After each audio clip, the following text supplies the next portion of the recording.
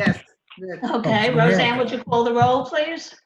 Yes, Mayor Hopping, Here.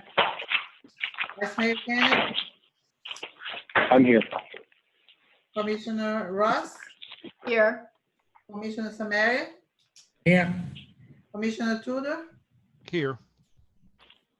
Okay, Dan, you'll lead us sitting down with the Pledge of Allegiance, please. I pledge allegiance to the flag of the United States of America and to the republic for which it stands, one nation, under God, indivisible, with liberty and justice for all. Hooah. Okay, are there any public comments related to this agenda item? Ginny, I have a point of order, please.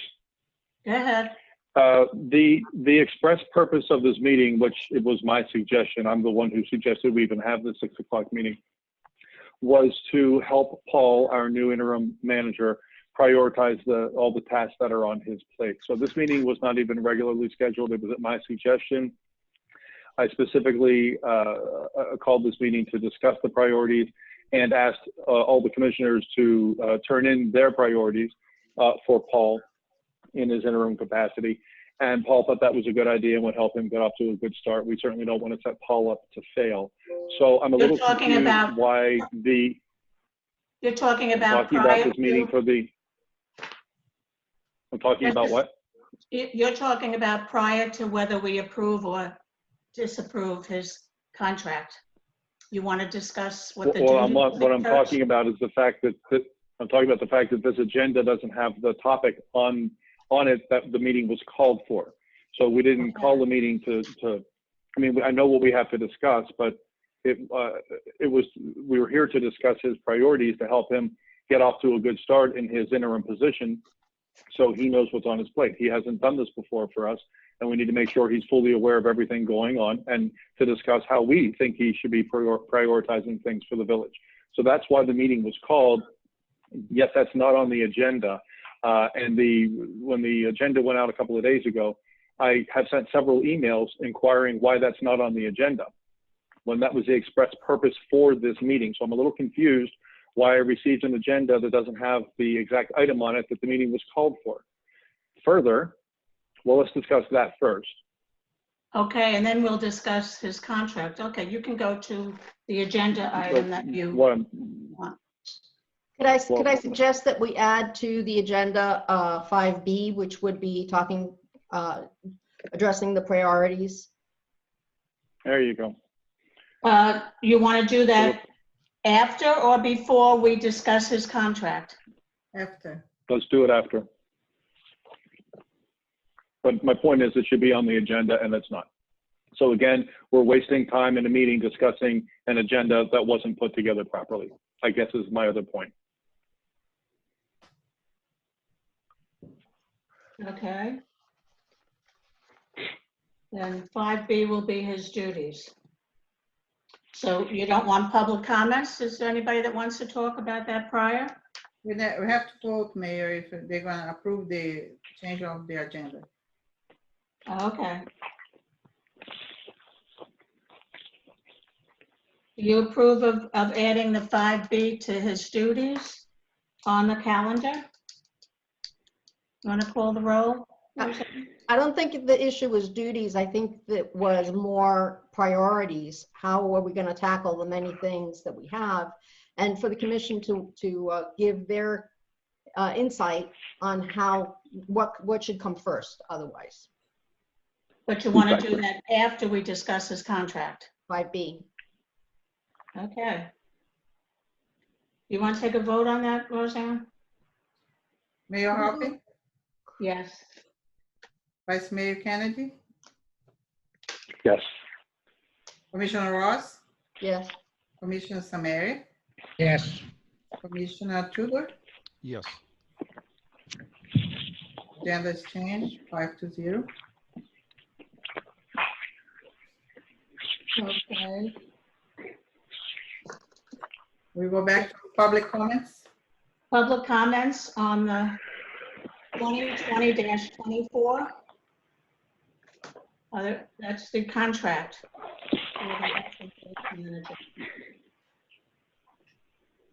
I don't see anyone raising hands. Let me go to the second page. Yeah, I don't see anyone raising hands. Okay, does the commissioners then? I know, Commissioner Samaria, do you have something you want to say? Should we Excuse me? move the item forward for our discussion? Yes. Yes. Okay, so I make a motion that we approve Resolution 2020-34, formalizing the relationship for the interim manager. Is there a second on that? I'll second that. That's for discussion, right? Okay, yes.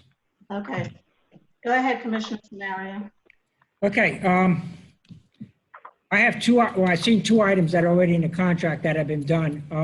One is the salary is $2,000 a week for part-time.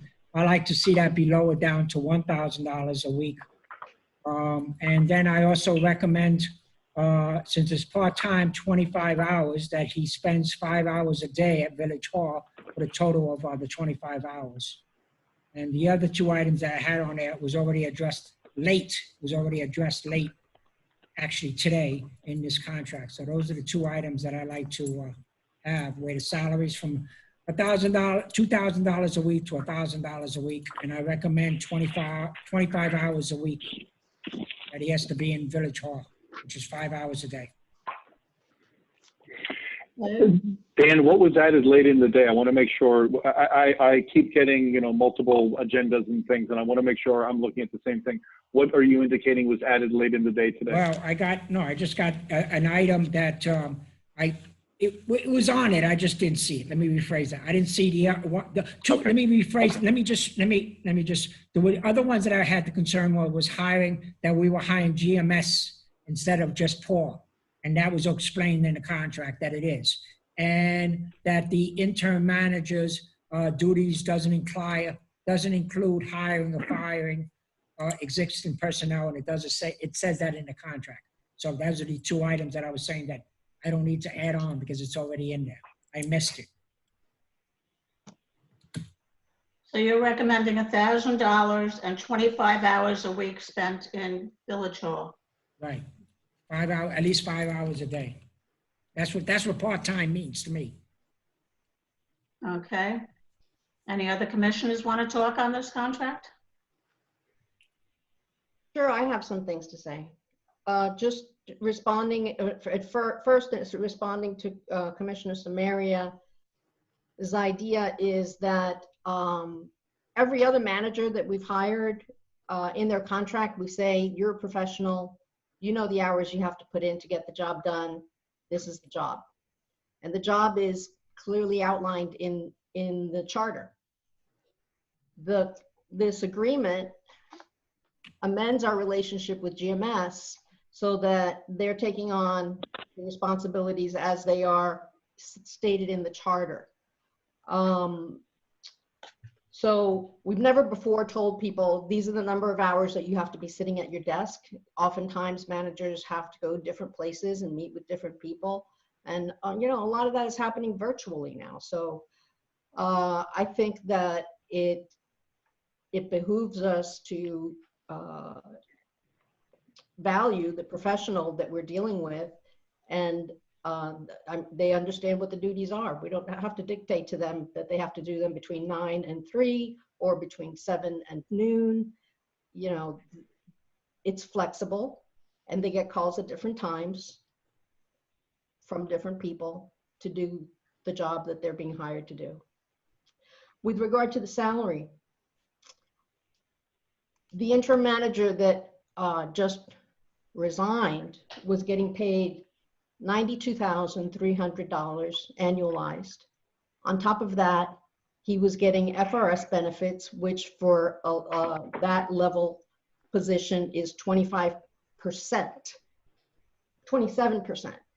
So without even counting health insurance and FICA and other burdens, that's $125,000 almost annualized. And we want to reduce this interim manager to $1,000 a week, that math doesn't add up to me. Initially, I believe initially it was said that it was going to be $2,000 for part-time. As I read the contract now, it's not necessarily part-time because it's saying that you're going to fill all the duties of the village manager according to the charter. So I'm fine with the $2,500 being proposed. This is a short-term engagement. And if we move forward with the rest of our requirements and our responsibilities, it shouldn't be that long. And it actually is paying less money than we were paying the former interim manager. Any other comments? One other thing with regard to the contract itself is that there's a moratorium placed on hiring and firing by this interim village manager.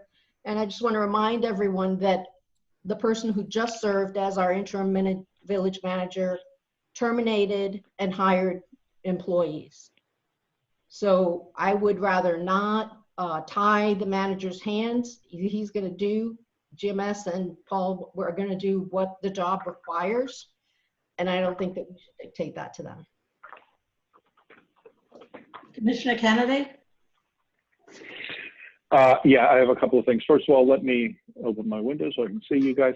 I'm going to echo a couple of the things that Rock said. I think suggesting that we lower his salary to $1,000, quite frankly, is an insult. And people who serve at the level that Paul will be serving as basically the CEO of this village, they are hired, whether it's an interim position or a permanent position, they're hired to get the job done, not they don't punch a clock. So I think it's a little bit beneath the stature of the position and Paul's experience. So I find it to be a little bit insulting to even suggest that, quite frankly. I want to talk about the hiring and firing of staff. I also don't understand why that's in there. I don't know where that would have come from in the first place. And I was going to say the same thing, that David hired and fired. And just to remind everybody that as far as I understand, Paul, you might want to chime in here, we have a new hire starting on the 3rd. So if we are to decide that he can't hire and fire staff, I hope it doesn't impact that new employee that starts on the 3rd. I don't know where we stand in the hiring of that person. Do you want to comment on that real quickly, Paul? I have one other point to make. You're muted. You have to unmute, okay. Paul, you're muted, okay. I'm clicking it. All right, yeah, thank you. Yes, the offer was given out to a code enforcement officer starting August 3rd. Everything's in place, so there's no change to that. I wouldn't and have no direction to change that. So I would assume it would take place. So if we were to decide that you cannot hire and fire staff, it would not impact that person starting on August 3rd. I just want to make sure that doesn't tie your hands there in some way.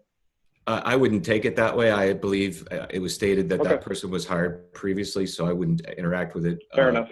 Yeah. Okay. Just want to make sure. Apparently, I don't know if it's been announced publicly. I don't believe it has. We have hired, the village has hired a permanent full-time code officer, a very important position that we are in desperate need of in this village, and I don't want anything to slow that down. And then the last thing I want to say about this is the term of this agreement says until we hire a permanent manager.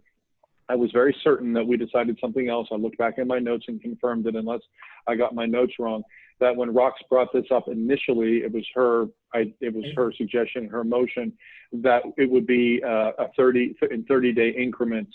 I believe, Rox, you might want to chime in there. But then I suggested that 30 days would expire before our September meeting, and that it might make more sense to extend it to September 9th. I thought was the day we agreed on. So the first expiration date of it would be September 9th.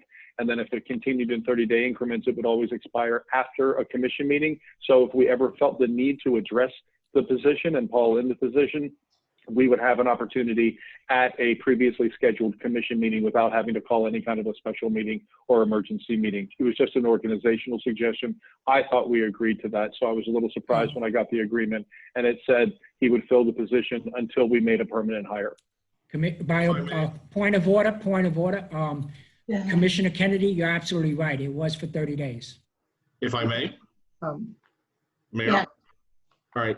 I explained this to Commissioner Kennedy, so I'll explain it for the benefit of all of the commissioners. The existing agreement between the village and Paul's company, GMS, provides for the ability to terminate either party at any point, with or without cause.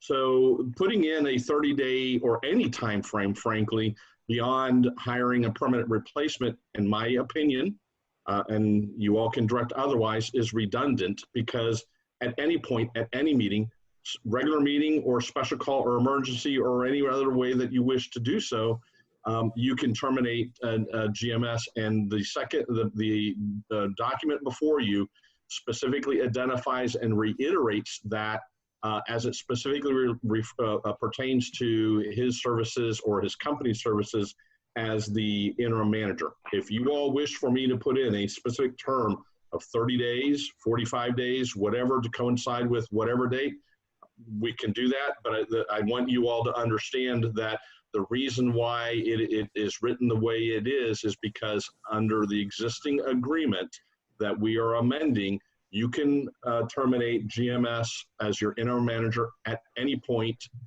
at any hearing, special call, emergency, or regular, or otherwise.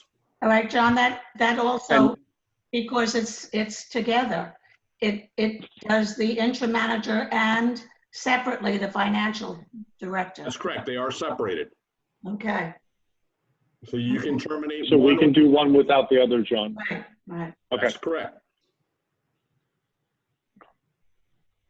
Okay, that was one of my concerns, and it was also the fact that it didn't reflect what we had agreed on, and I'm always trying to, a lot goes on at the meetings, and I try to keep track to make sure that the follow-up is correct. So if everyone's okay with that, I'll be okay with that too.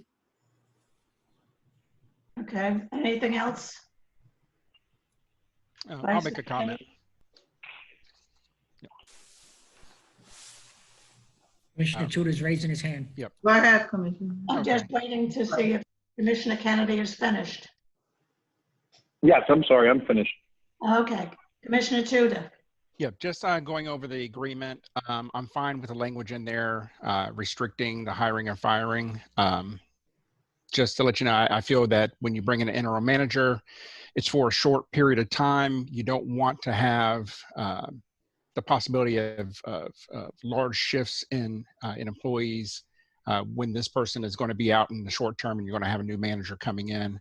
I know David fired somebody and hired somebody. I wasn't a fan of that. I didn't think that should have taken place under his interim role. As for the salary, the difficulty with comparing it to other managers that we've had in the past is those managers have always been full-time employees. I know unless things have changed, I don't see it. I'm looking in the contract to see if it specifically talks about being a part-time position. But I guess I would ask Paul if he could kind of chime in on what amount of hours does this agreement cover per week for the village? Well, in my world, any of my clients, believe it or not, are a 24-hour, 7-day-a-week service. Obviously, in the middle of the night, we don't get as busy as we do in the middle of the day. As a client of our firm, you have access to me and my various staff 24/7. The comment Commissioner Samaria mentioned was about being in an office and keeping office hours. That would be where I would define part-time. I do not intend, nor would I be able to sit in an office in Biscayne Park, especially with the cloud of COVID going on. The use of offices is redefined by everyone, I believe. So that there's two reasons why that's not something I'm planning to do or would do. So the two extremes in front of you, you have all my time, like all my clients, but you my time in front of or behind a desk, something like that, would be as necessary. And as you define the projects that are the priorities, I would adjust accordingly. Okay, and that's what I wanted to clarify, because I think there was some, the way that it was presented at the last meeting seemed to indicate that we're looking more as a part-time role, because I know you have other duties as well. So, but yeah, and I understand Commissioner Samaria's point about that this isn't a position that can be done 100% remotely. I think there has to be a physical presence in Village Hall for some period of time during the week. And then going over regarding the salary, I just simply looked at what was adopted for fiscal year 2020. I did just a standard 5% increase on that. It brought the salary up to $91,344. So I looked at what that would be broken out. You're looking at, let's see if I do my math correctly. I think it's around $1,756 a week, if I'm not mistaken. Sounds about right. Yeah. So, you know, I'm fine, you know, in that range. You know, I maybe anywhere between 1756, even maybe, you know, get 1800, something along those lines is where I feel the most comfortable. And that's all. May I make another point, Jenny? Oh, I'm sorry. I thought you were done. Make another point. Oh, no, I'm done. Go ahead. Okay. Sorry about that. I didn't mean to step on you. I appreciate what Will just said, but let's keep in mind the other savings that come along when you don't have someone who's an actual employee of the village. So there are other inherent costs, and we're saving by the fact that he's not an employee. And I do just want to point out, it's worth mentioning that my personal experience already with Paul is that he seems to be willing to do whatever it takes to get the job done. Paul, how long were you and I on a Zoom on Saturday morning at 10 o'clock? I think almost 3 hours. Yeah.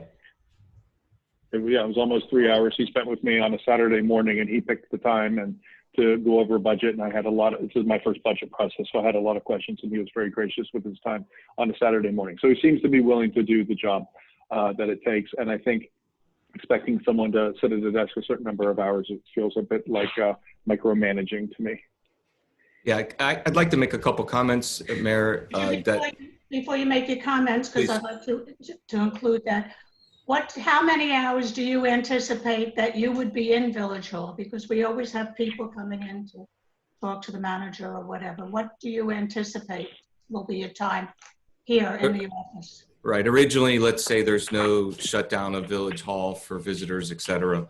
I would think I was planning with about 3 days a week, 5 to 6 hours each of those days was about the frequency. I would probably alternate it. Sometimes Tuesday, Thursday, sometimes Monday, Wednesday, Friday, that sort of rhythm. That's how I envisioned it. Okay. But I could agree to some set times, but the reality is, as a contractor, I have to juggle set meetings by other clients that I cannot miss. Fortunately, because of the virtual world, I can do that anywhere. So there's this is a great opportunity for all of us to use those synergies. So I could probably add more hours than normal for the next few months, without a doubt. Point of order, Madam Mayor. A question that I have. GMS is the one that we have hired, right? And correct, Paul works for them. Is GMS charging? How much is GMS charging? I mean, are they be able to separate, okay, he's a city manager here and GMS is going to charge us here? Or aren't they charging us almost more money? Not sure I understand. GMS is the company that we hired. Correct. And you're representing GMS.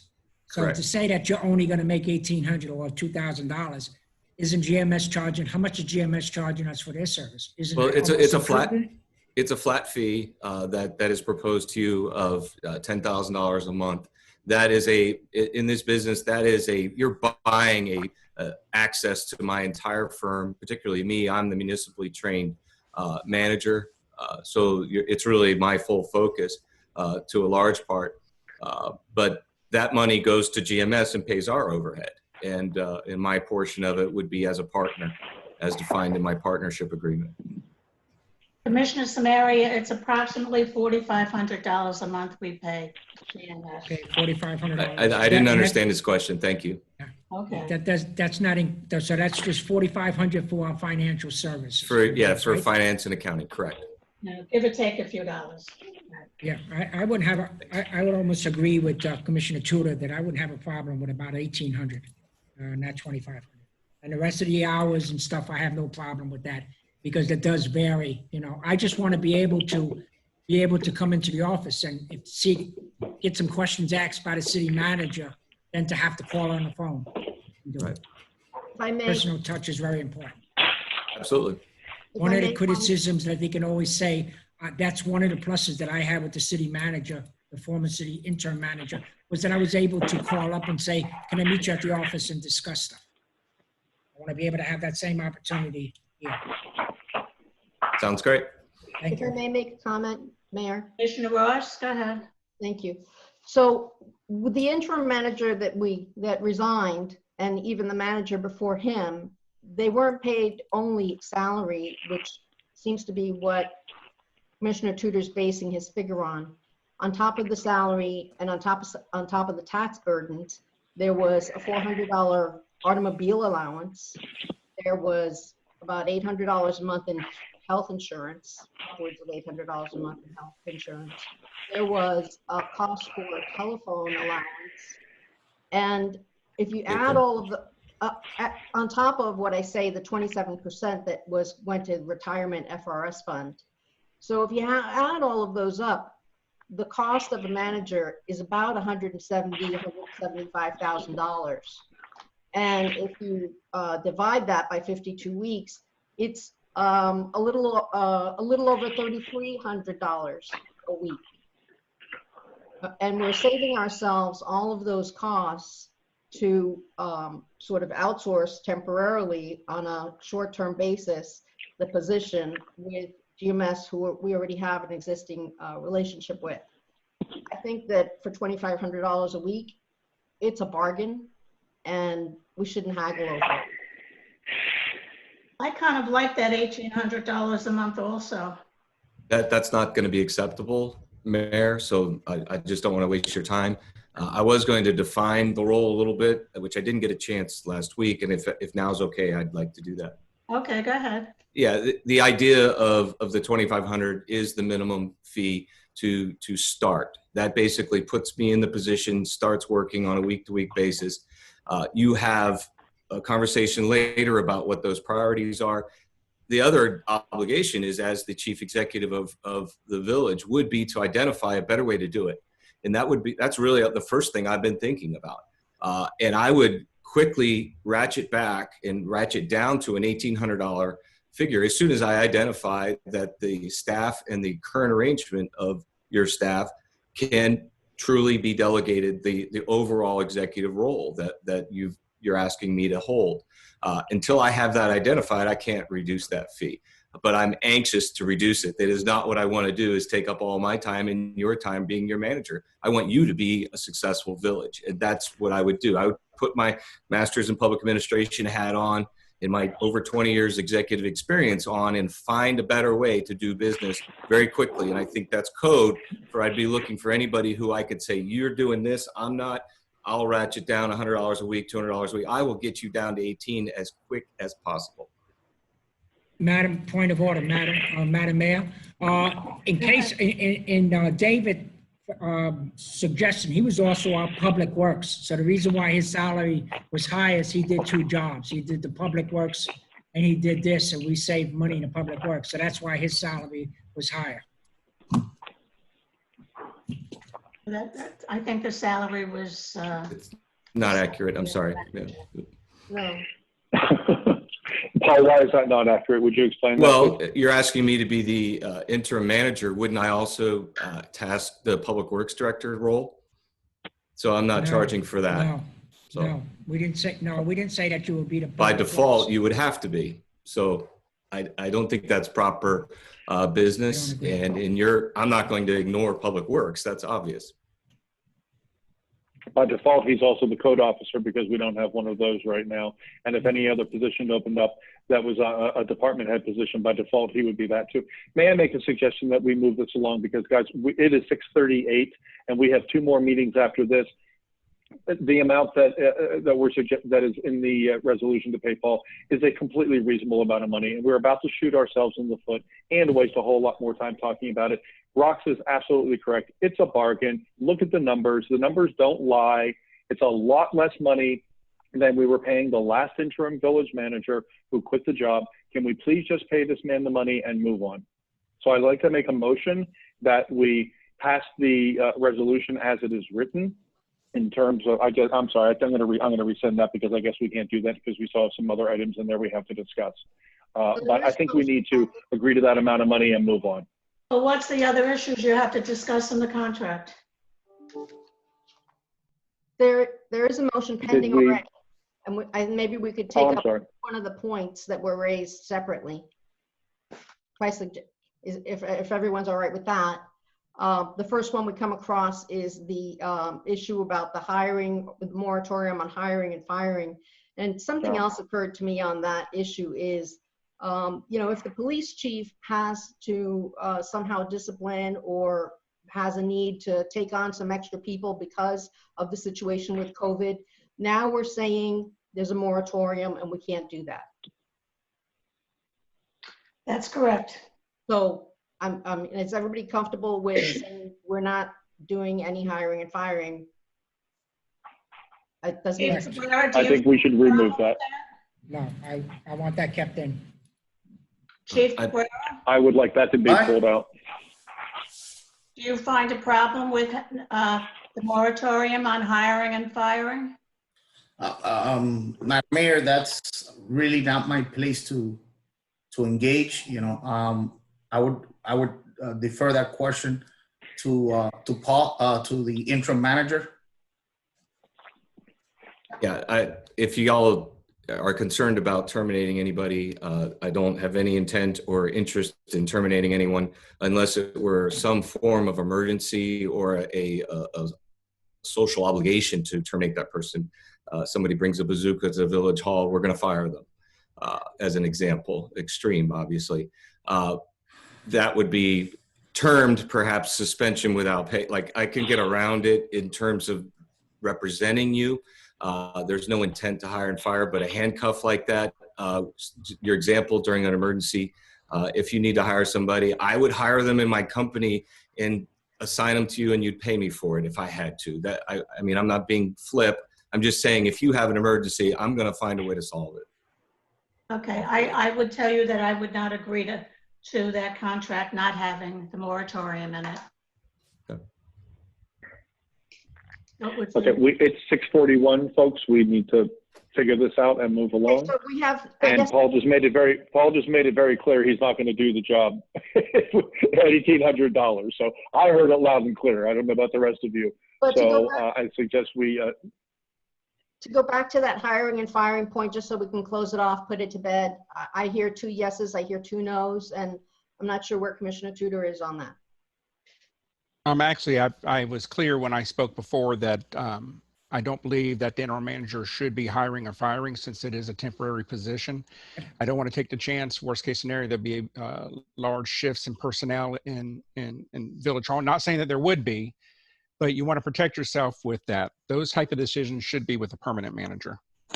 Okay, so it stays But there. it just happened, Will, a couple of weeks ago, and you didn't say anything until tonight about it. So the last interim Well, we're manager talking. did it. Well, You never Commissioner mentioned it. Kennedy, I just told you earlier that when I found out about it, I was not supportive of David hiring or firing anybody. I think that should be the permanent manager position. And I'm sorry that we're inconveniencing you having this discussion. I know you want to hurry up, but this is an important matter for residents here.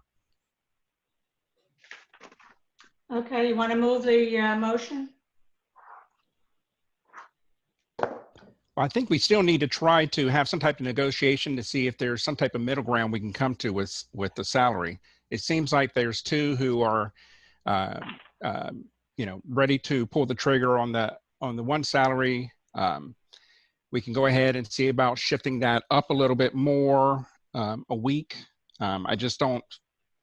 I just don't see the 2,500. I could see doing, I could see going up with, since there's no benefits being paid, I could see going up possibly even to 2,000, but a week, not the 2,500. Well, that would be a compromise. Madam Mayor, how is the interim manager feel about that? The answer I gave before stands. The contract would have to be our full amount.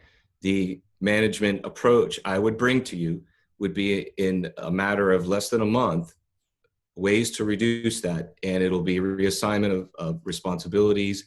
It'll be a better understanding. But as of today, I don't know enough about your issues. I don't know enough about capabilities of all of your staff to burden any less than that amount. I remember that at the last meeting, you said 2,000 was for part-time. I mean, yeah, you said 2,000 originally. You did So how say did it get to Between- 20? I didn't Between see 2 and 25. 5,000. Yeah. Right. Sorry. No, but you If did I say could suggest, Paul. Yes, say again. I said you did say 2,000. Yes, you did. if I Okay. could make a suggestion, Sure. if I can make a suggestion, Paul's saying that he can come back to us with possible reduction depending on how he manages things and finds savings for us. So could I suggest that we say in the contract, the amount is not to exceed $2,500, but it's going to be on a sliding scale depending on the efficiencies that Paul can find for us. Yeah, I never heard that it was going to go up past Right, we never 2,500. heard it was going to be up, so that's not No. no, That's the ceiling. That's the top. I'm not sure the sliding scale idea is going to work, Rox. I mean, that we're about to discuss all the priorities he has, and now we're going to burden him with coming back to us with these efficiencies and renegotiating. We need to agree with him on a price. He's very clearly said he's not going to do it for less than $2,500. So if he's saying that's a deal breaker for me, we need to decide then we need to say the deal's broken. It's that clear to me. Paul just said, I'm not doing it for less than $2,500. So if we're not going to do that, then we're going to have to figure out what plan B is. But he just made it very clear to us. So this commission needs to decide if we're doing it or not. Any other comments? So I make a motion that we set the fee at $2,500 a week. And what about the hiring and firing? Hiring and firing, Susan. We're overruled on that, Mac. Yeah. And I don't object to that. I know there's a lot of ways to make sure you function perfectly with or without that authority. And I agree. You can find another way to hire and fire. I get it. Okay. I'll second that motion, Rox.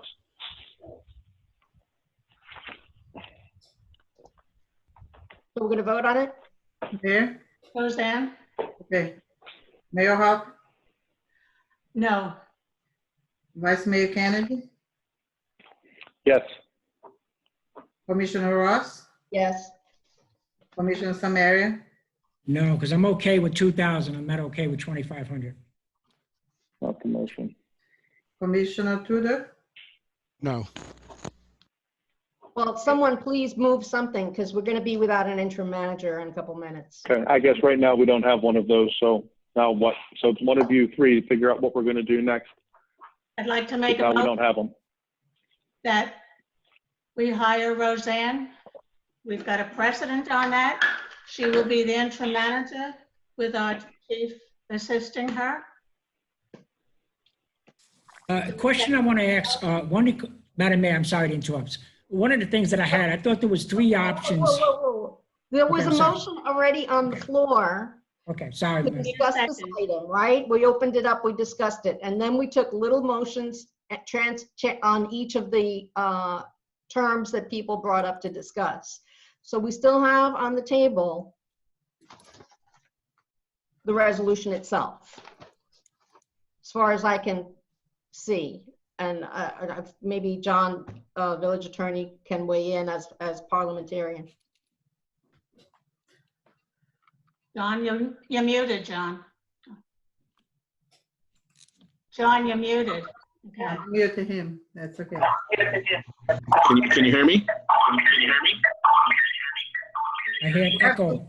I'm hearing the echo. sound of the computer. Hear Yes. me? Can you hear me? Yes, I can. All right. As I just emailed the clerk, I lost internet connectivity there for about 4 minutes. So I'm trying to catch up. So I didn't hear. It just came back on when I heard the motion was made. So as I understand it, the motion to approve the agreement with Paul's company has died on a 3-2 vote, and there's now on the table a motion to. No, there was a motion to approve the resolution, and then we discussed different terms and voted on different terms, one being the moratorium and the other being the salary. Okay. Or the compensation. And But we didn't All right. take a vote on the resolution, the motion on the resolution.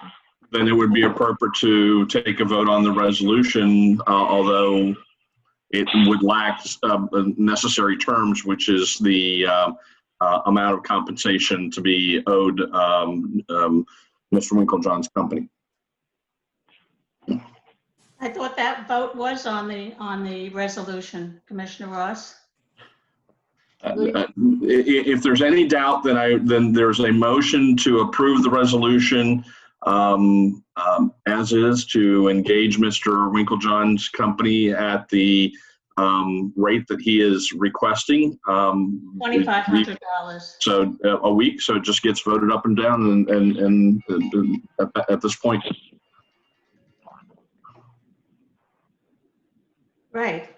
There was already to approve the resolution. That was what we voted on, Commissioner Ross. And My understanding is we voted on the amount of compensation, and I don't think that was separated. That was just discussion, and the same as the moratorium on hiring and firing. Oh my goodness, from the time we discussed it, we could have had the vote. It's going to get voted down. Just vote for it already. That's what I would do. Is and then vote on it. There's a motion on the table to approve the resolution at the specified amount of $2,500 a week, voted up or down. Right. Roll call again, Roseanne. You're muted, Roseanne. You're muted. I'm on mute. Okay. Okay. No, No. no. Vice Mayor Kennedy? Yes. Commissioner Ross? yes. Commissioner Samaria? No. Commissioner Tudor? No. Motion carried, 3-2. Okay. I'd like to make a What's the motion. plan, folks? Excuse me? Madam Mayor, before you say that, I had a question that I wanted to ask. At the last commission meeting, there was 3 options. The third option was the 4 people that were in Commissioner Ross's backup. What happened to that part? In I have reference to no those? idea. That was just. Were they contacted? What was their response? If I may, Mayor. I can. None of the 4 companies was willing to submit a proposal or discuss taking on the responsibility. Okay, thank you. That's what I wanted to do. Okay, so then it was only down to two items, right? I'd like to make a motion Yes. that, Thank you. as we've had before, our village clerk will be the interim manager with the assistance of Chief Cabrera. Is there a second to that motion? Yeah, I'll second that. Any For discussion? discussion, right? Yes, sir. Yep, I certainly do. Okay, so I'm sorry, you seconded it. Or one of you should go first, I suppose. No, go No, ahead. that's okay. Commissioner Kennedy, I would like to hear from you. Go ahead. Okay, so look, discussing the hiring and management of people in a public setting is I've not done it before. I hire, manage, and fire people all the time for my job. I employ 30+ people that are my direct report. So I'm used to doing this, is my point, but not publicly. So it's a little awkward when you're discussing people openly for the whole world to hear and they're sitting in the room with you. But the motion has been made to put Roseanne in the interim village manager's role, and I have to say that I could not disagree more with that idea. So nothing personal, Roseanne, but I don't think Roseanne is prepared to handle this job. Quite frankly, there are many times that I'm frustrated with the level of performance we seem to get out of her as the village clerk. So I'm sorry to have to say that so bluntly, but I'm going to be very direct about this because there's a motion on the floor. For example, after our last meeting, we discussed hiring the permanent village manager. There was an item on the agenda. We discussed it. I suggested some changes to it. We voted on it. It passed. One of Roseanne's first thing after that meeting was she made the changes to it. She sent it out to all of us for approval before she placed the ad. The changes were correct, but she sent the wrong version of the ad. So she picked up the wrong version of the ad that had the wrong qualifications, that had the wrong compensation. She sent that out to all of us and said, here's your ad to approve. And it wasn't correct. And I had to point it out. And it took quite a while for that to come back in a corrected fashion. And I had to request several times. And I was really getting nervous that that ad was going to be placed and it was going to be wrong. So I'm not prepared. Roseanne, you're shaking your head no, but that's exactly what happened. We all got the wrong one. So, I mean, I was not prepared to sit here and give a laundry list of all the reasons why I don't think Roseanne Prado is right for the job. But quite frankly, she struggles to keep up with her current responsibilities. In a few weeks, on August 3rd, she becomes our election supervisor for what promises to be a very busy election season because it lines up with the general election this year. It's an enormous responsibility to pull off an election in this village. So she has a job that, quite frankly, I don't think she does a great job with. Now, she's about to take on additional responsibility, and now you want her to be our interim village manager. And then you're going to complain about all the things that don't get done properly. This is just a completely unacceptable option to me. At the last meeting, at this point, when Rox made a motion to discuss GMS taking over, somehow that conversation turned into Roseanne lobbying for the job, Lewis discussing the chief discussing his qualifications and interest in having that job. So if that's the way we do things, in the middle of one motion, discuss other options, which I don't think was appropriate anyway, then I suggest we do that again now. And we also discuss the option of having the chief take this position, because quite frankly, I would be a lot more confident in having the chief take over this role, because he has a very structured department that I think, quite frankly, could spin along very nicely with him in the manager's position. He has a commander and a captain, and that department runs exceptionally well from what I see. And I think his department would function quite well with him in his interim manager capacity and his emergency commander responsibilities as well. So I see the chief's department being a whole lot better able to function without his direct leadership when he takes in an interim position, assuming he's willing to do it. Of course, I didn't know we were going to have this conversation tonight, so I didn't call the chief and ask him again.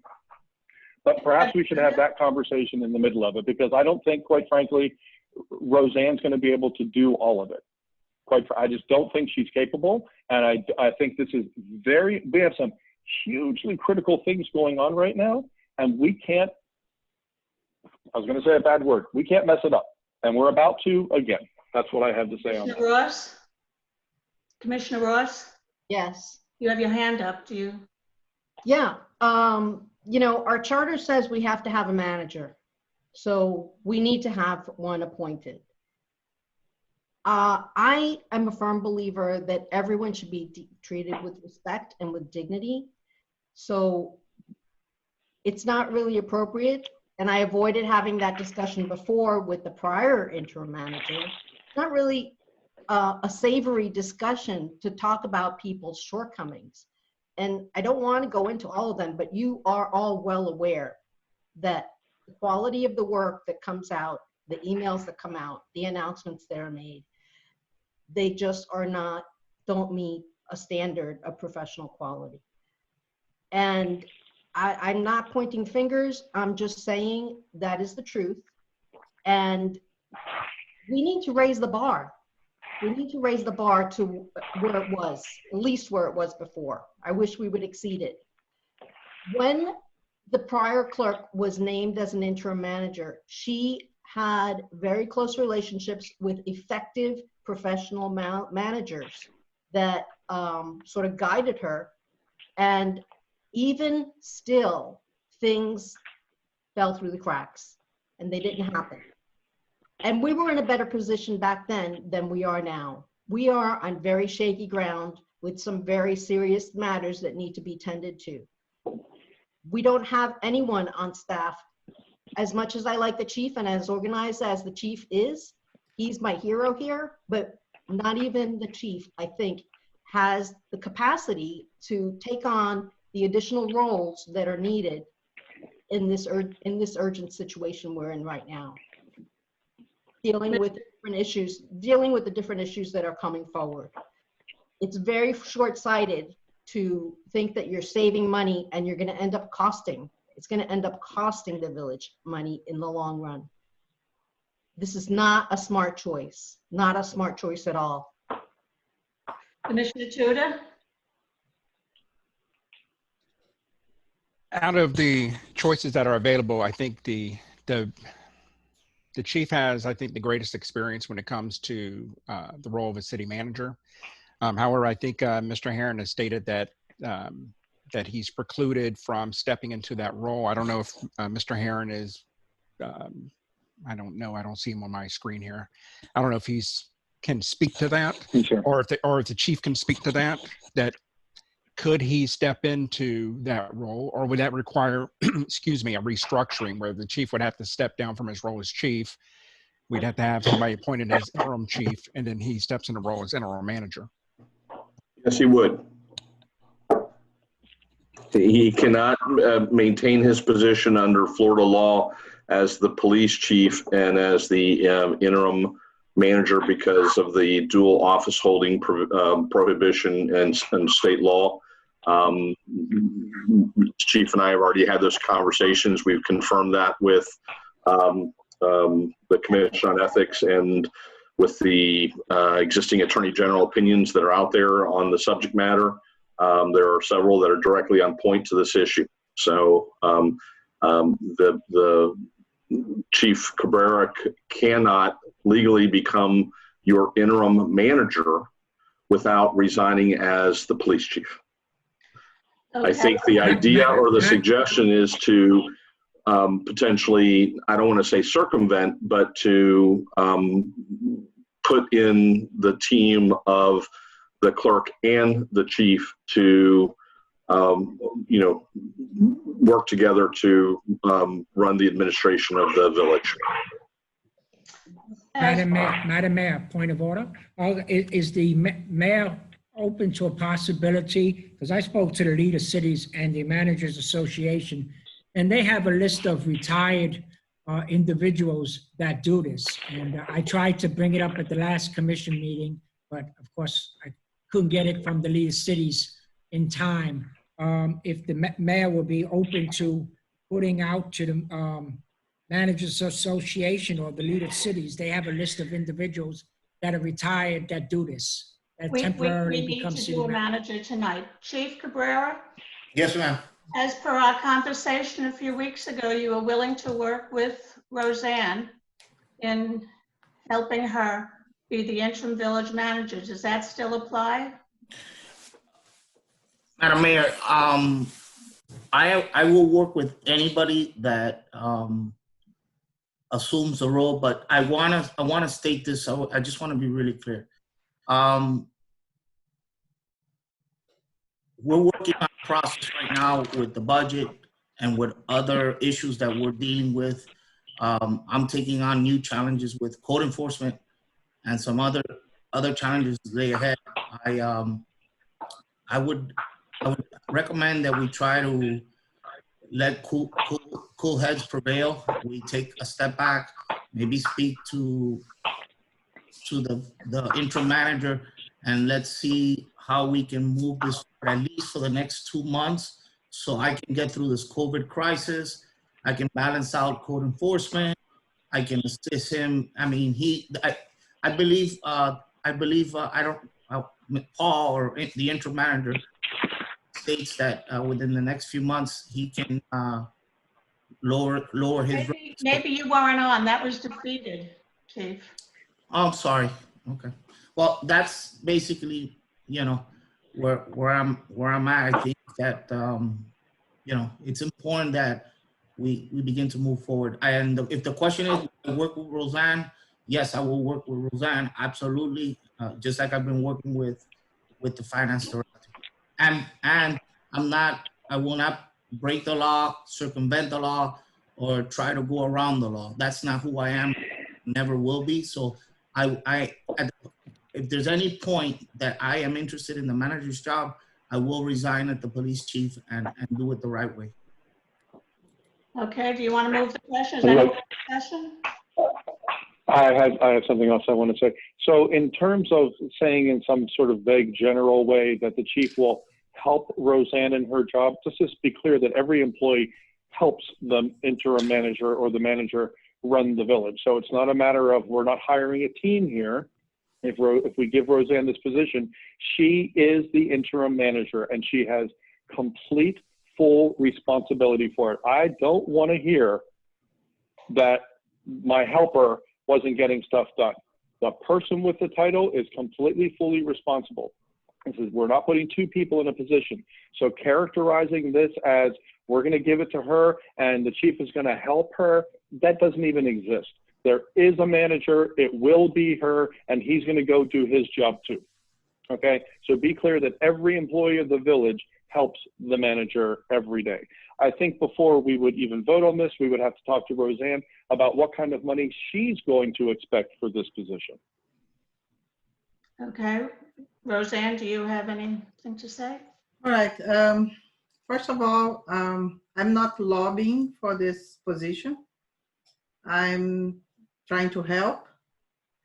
And my opinion that hiring an outsourced company would be much more expensive. And we end up not having what we need right now, what I need, because that has been my experience lately. I've been doing the job of the manager, executing the job of the manager, but not being recognized. And when you say, Vice Mayor Kennedy, that I have a laundry list of my mistakes, I accept, because I'm not perfect. I will not be perfect. Please be clear with that. I have my shortcomings. I admit that. And but I need more collaboration, starting with the commission, going to all the other employees, that I have a wonderful collaboration, wonderful help from everybody. But for sure, this is not a job that one person does by itself. But lately, I'm doing a lot of management work without being recognized. And if you get a part-time or a person that's not here all the time, that's what's going to continue to happen. Because people come here to the village hall all the time, people call, people ask for the manager to decide on this, on that, on even the employees, what we're gonna do with this, how we're gonna proceed with this situation. And I'm here every day, involved to my neck. And of course, sometimes I get confused in the middle of so many stuff. Can you tell me what the compensation that you would expect on taking the position? Yes, like between my salary and the former manager, I would take half of that difference, and I will make yourself very clear. try to get the new the permanent manager in as soon as possible. I'm not doing for the money, but I want the money because I'm going to do a lot more. Okay, thank you. Roseanne, what is that amount of money, Roseanne? Roseanne, you said you'll do it for half the amount that you're getting paid now, Yes. and what the former interim manager was getting paid. What is that difference, please? The difference, I have to go over the numbers because I did the calculation, then I let it go because there was another interim manager. What are you getting paid But now, it is Roseanne? 56. And the You're former, getting 5.6? Right. 5.6. Okay. And the And what former was the interim manager getting paid? the former manager, permanent manager, was being paid 86. And I Okay, so took it's about that $30,000. 30,000 and add 15 to my salary. So $15,000 Yes. a year. Okay, is there any other comments? Yes, please. Yeah, I have another comment, actually. So, Roseanne, you said you have been executing the position but not getting recognized. Do you mean since David resigned, or do you mean when David was still here? Even when David was still here, at the last time when Christian was here, you know, I'm here every day. I'm here Okay. all the time. So I just want to make sure I'm clear on that. So what you're saying is we had an interim village manager and you were executing a fair amount of that job but not getting recognized for it. So I just heard you say clearly that our former interim manager, the one who resigned, was not filling his entire role, that you were doing some of that I don't for him. think that's what she said. No, that's not what she said. That's exactly what she just said. She just said she was I wrote it down. She said, I'm executing the job, but not getting recognized for it. Yeah, So if she's doing some of the work, I'm glad to know that now, that you were doing some of the work while David was here. because of the former interim manager, he was like he was thrown into the job, and he needs that support, you know. And there are some. It's okay. Commissioner Ross, what did you want to add? I'm not clear on those figures that were run by what the salary increase is going to be. So if someone could give me some clarity on that, I would appreciate it. $15,000. $15,000 annualized. Annual, yes. And so Roseanne, I've never seen your resume, so I don't know what degrees you may hold, but can you somehow speak for yourself as to what qualifications you have to be a manager? Yes. I mean, I appreciate that you're trying to help. And I actually had a conversation with another employee who wanted to also jump into the fray and wanted to help. But not anyone, just because you have been there and have seen the job done, not anyone can just jump into an executive role. So can you tell me what your qualifications and degrees are that would benefit the position? Like I was saying, I don't want the position. I'm just filling for the interim village manager. So Okay. My qualifications are not for the position of manager.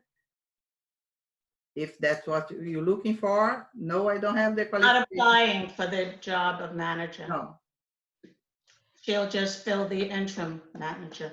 And to be honest, I'm not lobbying for the job. I'm just saying what the reality is.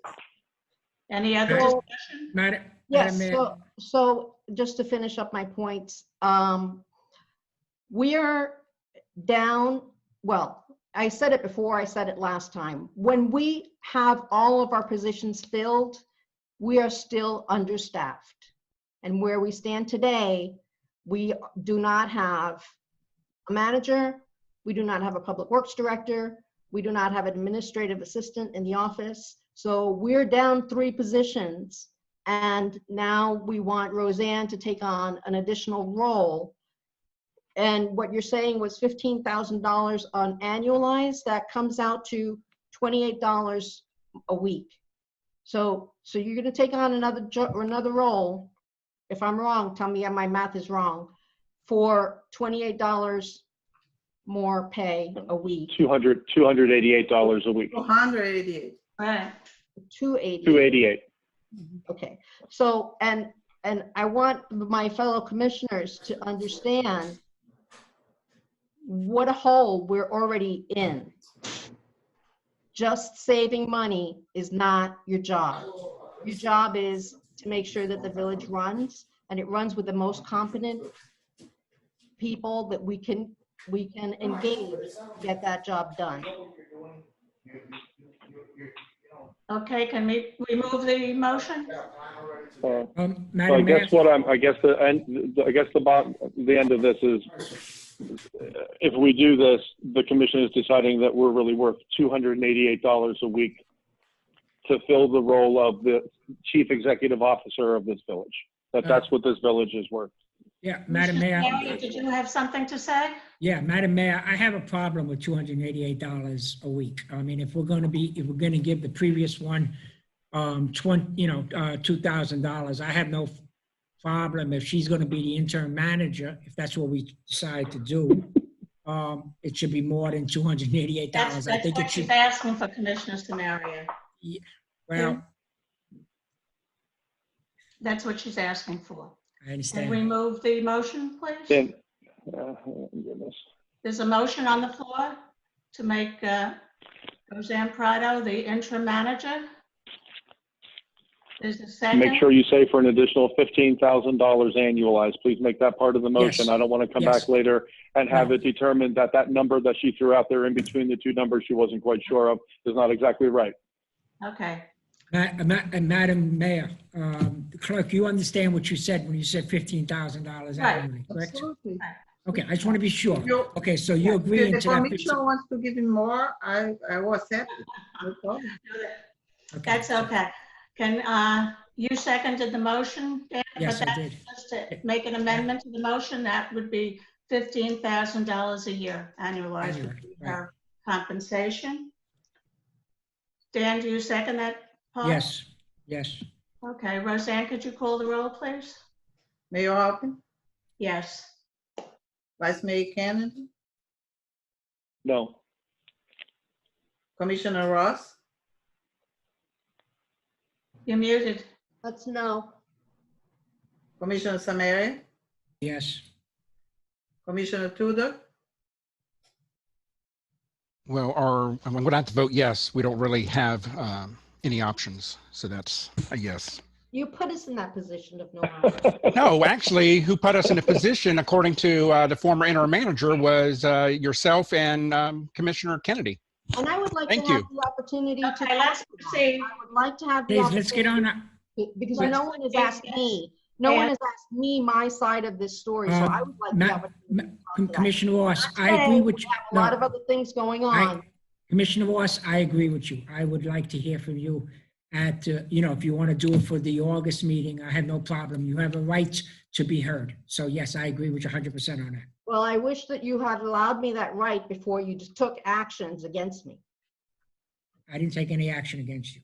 I don't know what you're talking about. Okay. So did that motion pass, Roseanne? yes, 3-2. Okay, so it sounded, what I think I heard was the deciding vote was Commissioner Tudor. I just want to make sure I heard it correctly. And his reasoning was, we don't have another option. We don't have any other better option. So I guess we'll have to do that. Just to make sure I understood what he said. Actually, that's not Let's what I move said on. verbatim.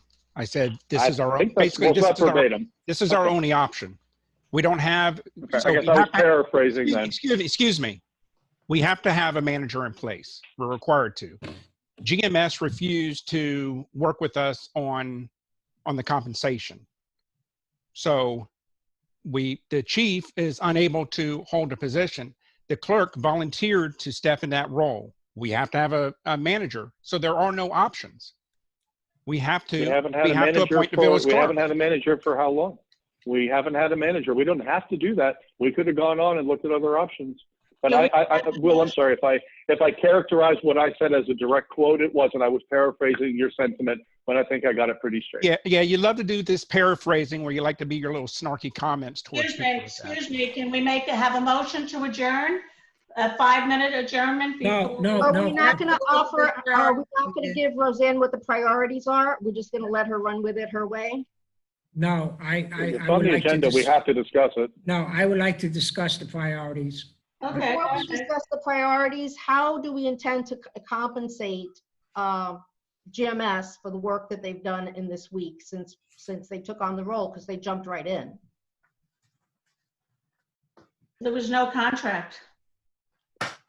The people did work for Okay, us. but we have to pay them. They have to pay organized them. us, they made calls, they investigated, they put their arms around a lot of things that had been left by the interim manager, left in the lurch.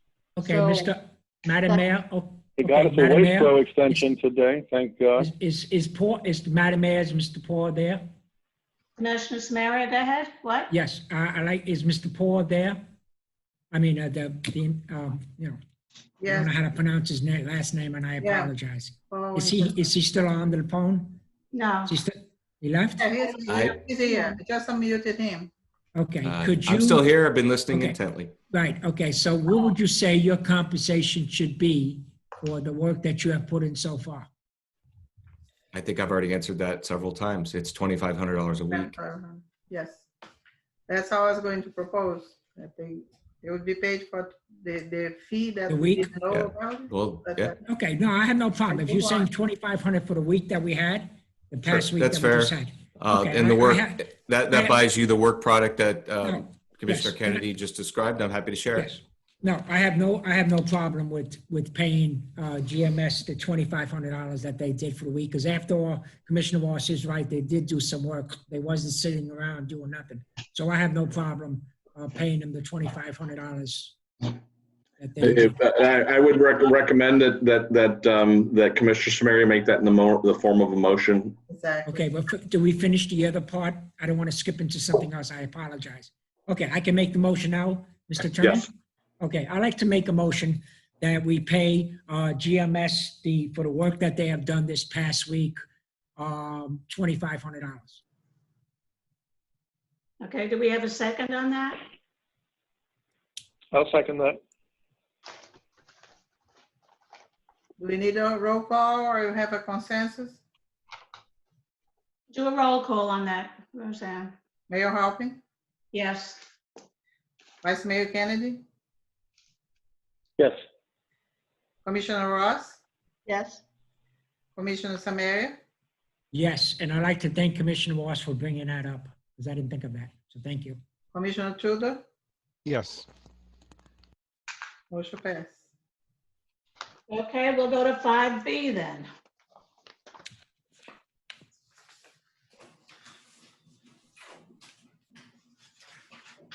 Do you want to start that, Commissioner Vice Mayor Kennedy, on the priorities? Actually, the priority, first one is Commissioner Ross. Okay, Commissioner Ross? the first one that I listed was the solid waste collection. At the time, I wasn't even sure that we had secured a formal extension with Waste Pro, and today we saw that letter come in. The former interim manager was to have already issued an RFP for the service and was to bring back to us at the August meeting candidates or bids, but that didn't happen. So in my mind, that is the first thing that needs to go out the door. And I hope to God we have a good proofreader when that is ready to go out. I volunteer.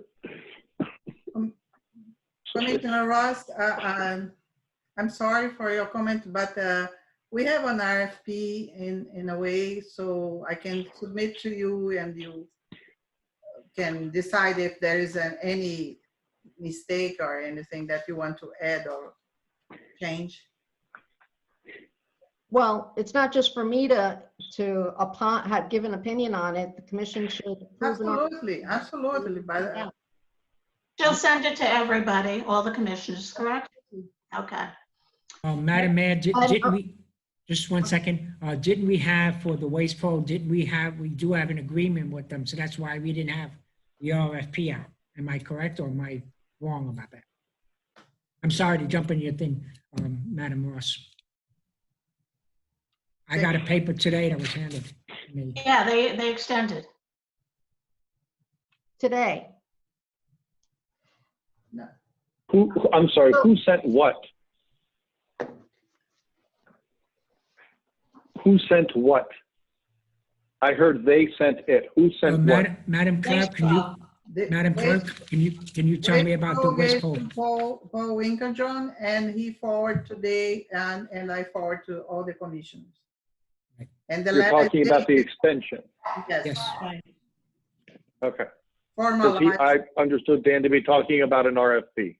Yeah, no, the question I'm asking is with we can't do an RFP if we're negotiating to extend a contract with Waste Pro. Am I correct or not correct?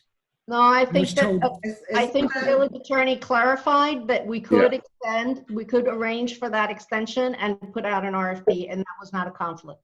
Yeah, and in fact, if you read the letter from Waste Pro that was secured and distributed to you all in the last couple of days, it specifically acknowledges that they would or will participate in the RFP process, but also are willing to negotiate, independent of that, an extension to the existing agreement. But once, John, I'm sorry, I thought I understood you from a previous meeting to say once an RFP is out, then that cone of silence takes place and we could not negotiate with them directly. That's what I thought. Yes. Well, I've said consistently throughout this entire discussion that until you all go out to an RFP, you all have no idea what your alternatives are. Right, exactly. That's what I said. Okay. So common sense would dictate, at least in my opinion, that you would go out to RFP, find out if Waste Pro, what the numbers are, and if you don't like them, then potentially enter into independent negotiations with Waste Pro after that.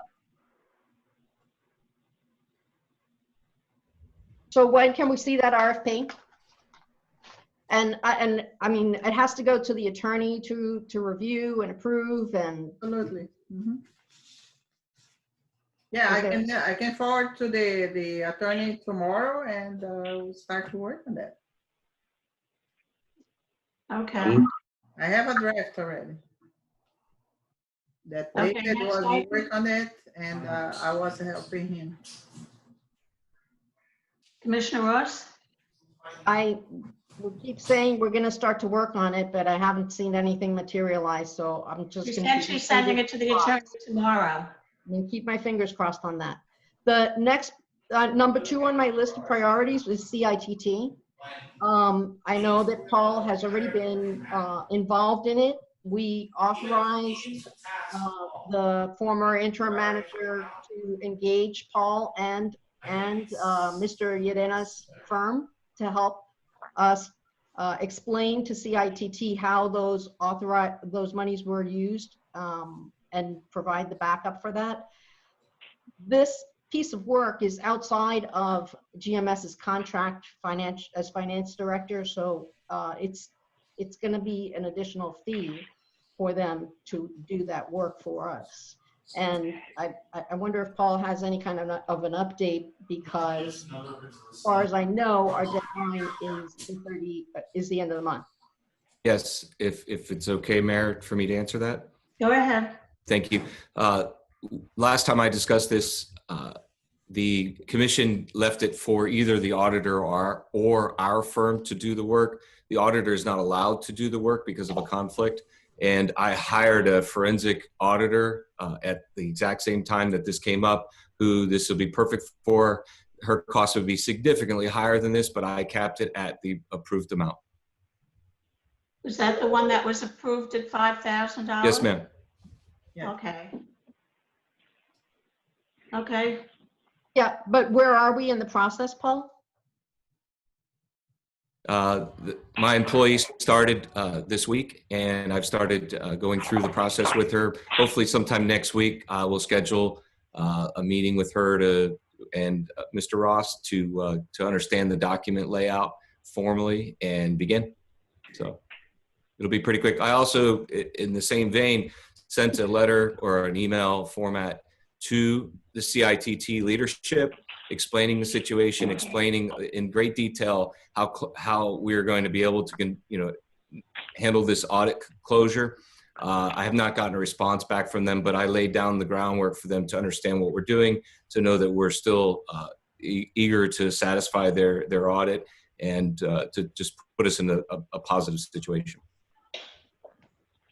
And I when did was that, I think Thursday or Friday last week. Okay, thank you, Paul. Anything else? Next item on my list of priorities, and some of these Mac has them on his list as well, but I'm eager to jump into those other subjects that Mac has listed. The next item was the tree grant, because I knew there was a deadline to submit that documentation. Madam Clerk, can you tell me if that was, the corrections were made and the documents were submitted? The final agreement was corrected and was executed by the county. We have the full agreement. And the next step, I was on the first meeting of Parks and Parkway when they discussed that. It was to get an RFP for them to acquire the plants, the trees, and to have someone to do the work, to plant. And as on that meeting, I heard Mr. Raymond, David Raymond, that he was going to get some samples of RFP and send to David. From that point on, I don't know what it was exchanged between them, but I pick up the pace where it is. Paul, did you have any involvement with the trees at all? I sent a letter to and an email to the tree grant representative. I also sent a detailed request for information from North Miami. They have a piggyback. They just put one out. They have one that's not overripe that we could also use from a few years ago. So those conversations are boiling, and hopefully they'll bear some results. Okay, thank you. So, if I may, go ahead, Mac. I spoke with David Raymond. I understood that he had a conversation with you about this, Paul, and he filled you in on all of this. Several. Is that correct? Several conversations with David Raymond. I would encourage Roseanne to do the same thing. Oh, well, And by the way, David Raymond's on Parks and Parkways, and I attended a virtual meeting where they appointed him the point person on this project with the village. So he has an official capacity for that specific project, not to step on board Chair Barbara Kuehl. I suggested that David Raymond work with Isa Thornell, our Parks and Recreation Director, as he wanted to be more help and could maybe step up and help with that process as the village contact. But the very next thing that has to happen is we have to approve a resolution if we're going to do that piggyback, approve a resolution to sort of adopt that agreement for our city with that vendor. If that doesn't happen soon, we're going to run out of time, and we're going to hit that September 30th deadline to On the resolution, to expend the funds. Commissioner Ross, on the resolution that you approved the tree grant program agreement, I believe the resolution gives the authority to move forward with the program. I have to check and discuss with Mr. Herring if we need another resolution to approve the RFP or. Yeah, because there are two different actions. With one, we approved entering into the agreement with the county, but it's a separate issue to enter into an agreement to purchase $18,000. The RFP, yes. For the trees. It's $24,000. So, okay, but it requires an agreement and commission approval for that amount of money. Mm-hmm. So, Trees have to be in the ground by the 17th of September, and we have to reconcile with the county by the 30th of September, or we lose the money. Yes, I know. it sounds like we're just starting to, recapture things that should have already happened a month or two ago, and we're going to run out of time. And I know you're only one person, and then the next excuse is going to be, I'm only one person. Okay, can we go forward, not backwards? But there are a lot of things that have to be taken care of. Debris removal is my next issue. So we have a contract with Grubbs, and that's great, but I've heard over and over again how Grubbs is not responsive. They're not helping us with the documentation we needed to send to FEMA. And it occurred to me that if they're not responsive with documentation, when we really need them after a hurricane, they may not be as responsive either. So at the last commission meeting, we all agreed, every one of us, it was 5-0. We all agreed that we would put out an RFP for a backup vendor to do our debris removal. And on that, I would like to have some clarification. The contract that we have with Grubbs is current, so it's in place. So the commission wants me to go and get put out an RFP for another company to do the debris removal. Yes, and oftentimes the cities have those relationships with 2 or 3 companies at the same time, because the contract isn't actually triggered until there's an event. Exactly. So the agreement isn't, you have to have the agreement in place to pull a trigger. Madam Mayor, is it possible that, can we get an extension for the tree grant? I'm just asking.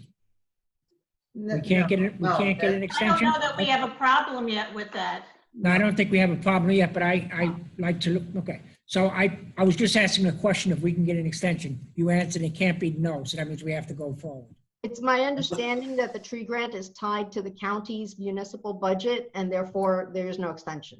Okay, thank you, Madam. Okay, so you're going to put another. So the commission gave the strict information, to strict directive to put out another RFP for debris removal. We To all get it voted back. 5-0. Madam Mayor. I see the chief is Yeah, Chief. come on in. Yeah, let me kind of reemphasize what Commissioner Ross is trying to outline. I cannot get into specifics, but I will try to get as specific as possible. During the last, during this whole FEMA reimbursement process, we've identified the positives, the negatives, the pros and the cons, and we've learned our lessons. And I think it would be extremely prudent, and I happen to agree with Commissioner Ross, that we identify an additional emergency hauler. And I'll explain to you why. During the last hurricane, depending on the amount of debris that needs to be removed or needs to be transferred over to the dump, we don't want to get caught up in the middle where we don't have a secondary company that can assist us with us. During the last hurricane, that became a concern and an issue that at one point or another would probably have to be addressed by this commission. But so it's always prudent, and I say this also with my hat as the emergency incident commander, to have a second company, especially if, let's say, for example, Grubbs is removing the general debris, but we have an emergency somewhere of a tree and we can always rely on additional resources. So resource management and having the appropriate resources there, I think, are prudent. And I, as the emergency incident commander, I concur with Commissioner Ross that we need to be not prepared, we need to be over prepared. Yes. Okay. Yes. And as I understand, the problem with the tickets with FEMA, it was Grubbs hired waste management to do the removal of debris also. And those tickets were the ones that were missing. Right, Chief? Well, I really prefer at this meeting not to discuss that.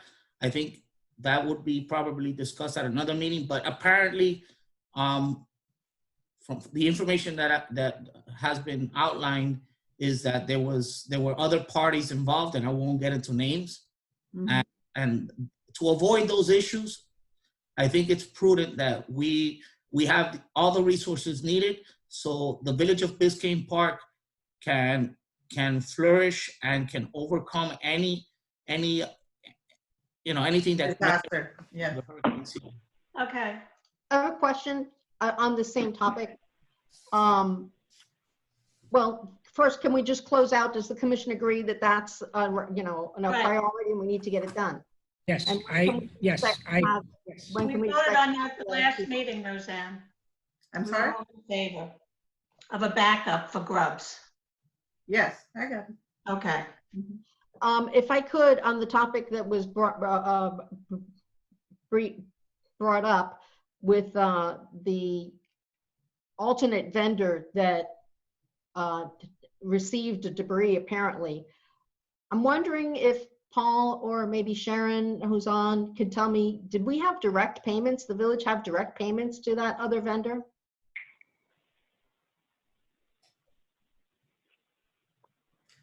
I don't know if Sharon is able to answer that, but she would know. Okay, well, if somebody could maybe just shoot us all an Let email. me unmute her. Hold on a second. There you go. Sharon, you're unmuted. I am here. Can you hear me? Yes. Yes. Okay. Direct payments to which vendor? Waste Waste management? management. No. Just the regular monthly fee that we pay for sanitation. No. No, not wasteful, We talk waste about- management. No, there was no payments to, I don't believe there was any payments to waste management. It was grubs. Yeah, I can check. Hold on. We'll look it up okay. real quick. Okay, while that's going on, I can move on to the next item I have on my list. Go ahead. There was no payments made to waste management. I'm sorry, Sharon? There were no payments made to waste management. Okay, thank you very much. You're welcome. FDOT and the 6th Avenue project, many of us were on last night for that presentation. We need some village follow-up. We need some possible negotiation after the commission decides what direction to take with that. What's the next step being planned? Yes. Are they going to submit a report, FDOT, after the meeting with the different suggestions that were made? That I'm not sure. I have to contact them because so far I have contacted them as the clerk, and they are just, passing the material that I forward to the commission, to the public, and that's all I was involved. But I'll definitely. Did you ask them if they're going to send a report with some suggestions after listening to all the neighbors there? May I please? Yes. May I, Jenny? Go ahead. I spoke with the communication specialist several times yesterday. He was very clear to me that they do not report back to the village, that they are continuing to move forward with the project through the design phase without pause, that they're going to continue doing their job. After the meeting, they're going to do a couple of things. One is they're going to respond to any resident who submitted a question in writing, and that would include commissioners as well. They will respond to their email and answer their questions. That will be anyone who emailed a question in, but he told me there is no report back to the village. I compiled a rather lengthy list of questions that were not all mine. There was a compilation of, 30, 40 residents, and I submitted that in a spreadsheet to him yesterday morning. And he said that I would get a response back where I put a column in there where they could basically answer the question. So he'll be filling that out and sending that back to me, and it's a rather comprehensive list, and I'll be happy to give that to Roseanne, and she can forward it along to whomever she thinks is appropriate. It'll be a public document at that point. But they made it very clear to us last night, two things. One, they're moving forward regardless. I asked them very clearly what happens next, and they said, we continue moving forward. They await a response from us, and it was also made very clear that has to be done by resolution, and the village has to speak as the commission has to speak as a body, not by an individual commissioner, not by a manager, not by a public works director, that this commission has a job to do. So this is dumped on our laps now, the big responsibility now falls on us because the village never did its job back when they should have done it, and now they're going to wait for something back from us. Right, we're not going backwards, we're going forward. Okay, can we maybe? Well, but to go forward, we kind of have to go backwards and do what wasn't done, is my point. So we So don't have we to have talk that. about what wasn't done. We can just go forward with positive things. Maybe when this is all finished, we can meet with them as a body and go over what we want them to do after everybody gets their answer. We have to decide that. My point is we have to decide what we're going to do. We had a meeting with them as a body last night. That was last night. We met with them as a body and in a workshop format, but we have to meet as a commission and not in a workshop. We've got to meet in an actual publicly noticed meeting and decide what we're going to do, put it in the form of a resolution and present it back to them. That's what has to happen next. Mayor, Okay. Mayor, Yes, Chief. I also spoke several times. First of all, let me the floor to Commissioner Ross. I'm sorry. Go ahead. If you are in the dark side. Oh. We can see you. Just one thing, last night it was mentioned that FDOT was going to share some information, the earlier communications with the Yes. whoever was representing the village at the beginning of their conversation. And I just want to make sure that, I don't know if it was Mac who was going to receive it, but that some information, that is information that really needs to be distributed to the entire commission. So whatever we get in, whoever gets it in, let's share. Yes, please. Clark. Yes, please. They said they'd send all that to me, everything that I've requested, and I'll forward it along to Roseanne and she can disseminate that information. Thank you. Mayor, Go ahead, Chief. Chief. Go ahead, Yes. Chief. I've had several discussions with them, Mr. Roman, which I think it's probably the individual commissioner, Right. Vice Mayor Kennedy spoke to. That's correct. Yeah. So, you know, Mr. Chuck Ross, Howard Goldman, Nancy, and there's a group of about 17. I had this discussion with Mr. Ross today. They've taken this, the lead, you know, it's really taken this by the helm, and there's positive communication. The Vice Mayor is absolutely correct. In order to move forward, one of the things they've identified is a resolution is needed by the commission directing to, so they can have some sort of direction if we want to go and if we would like to keep the project as it is, if we want to change it to a two lanes, one way each way. So, you know, so they want some sort of direction and resolution because they're going to have to bring that back to their superiors, and then it's called the change of scope, and then so they can then begin a process of almost beginning the process again. They're looking at several things, by the way. It's just not, they're looking at when over there on 125 and 6, how it converges onto North Miami and then onto the village. They're looking at the area from 125 to 121, and then they're looking at from 121 to 113. You know, I really want to acknowledge and commend the residents that are involved. I've never seen this much knowledge and passion among individuals that not only live there, but really are involved. So I don't know if Mr. Ross wants to say anything. He's kind of been in the forefront of this also. Yeah, because of the time, Chief, I believe. Oh, I'm sorry. I apologize. The only other question, Vice Mayor Kennedy, since you're in touch with them, if they're doing a drainage system, why can't they hook that up to a sewer, which would be a start, if we could do 6th Avenue to a sewer? See if that's possible. I think that's not a question for me to answer, and I think that's something, if we, during our conversation, if we wanted to make that request, it would be appropriate for us to make all of our requests in the form of a resolution. That's what they're waiting for. Correct. And with all due respect, we're almost 2 hours into a 30-minute meeting now, and Right. we have 2 more meetings after this. Right. So the next, so I don't know, where are we, what's our takeaway from this? What's going to happen next? On what? We have a job to do. It's got to come before the commission, and we have to decide what to do at a meeting. And I don't think that's tonight. Commissioner Kennedy, I agree 100% with you. If you can get the information sent to you, and then you can present it to the commission. And then if we have to have, we can have a meeting and talk I'm about going the to send items. it to all of us, Commissioner Samaria. Yes, that's what I meant. Yes. He I'll can't send it. send it to Roseanne. I'll Yes. send it to Roseanne. Jenny, may I ask John a question on this topic since we're going to have this conversation? Sure. John, may I ask you a question, please? John? Mr. Harry?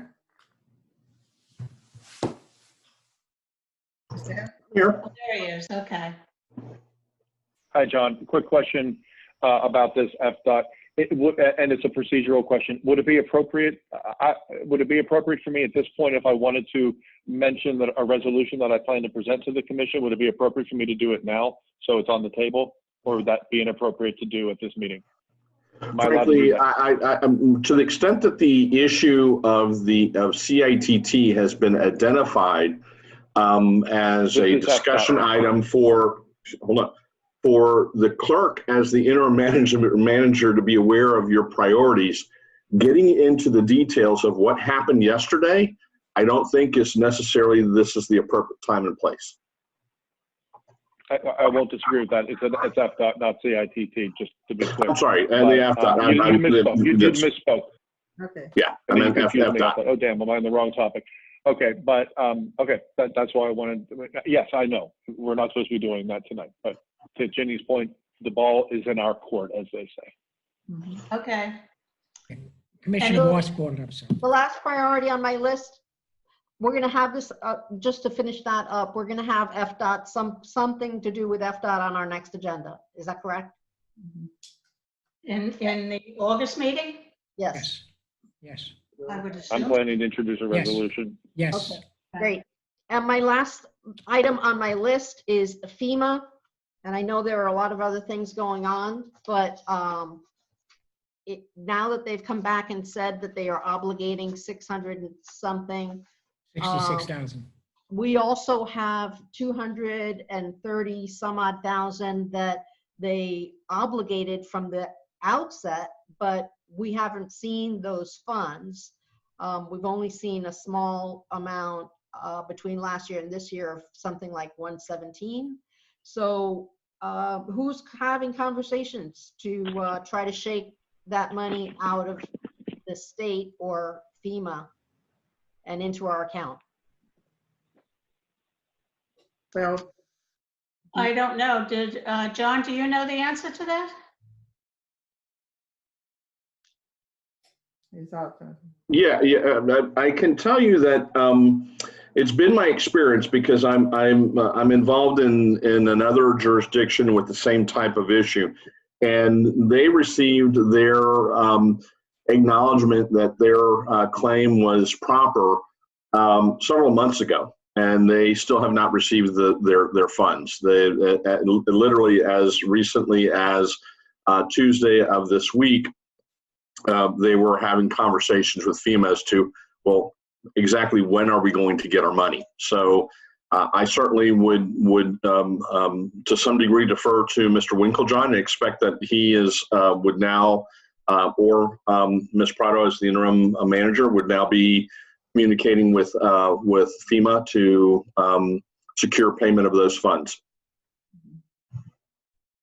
Okay. So with regard to the initial money that the initial claim that they did not have object to, there was no objection to, they said, fine, we're obligated to pay you something like $238,000. That was from the get-go.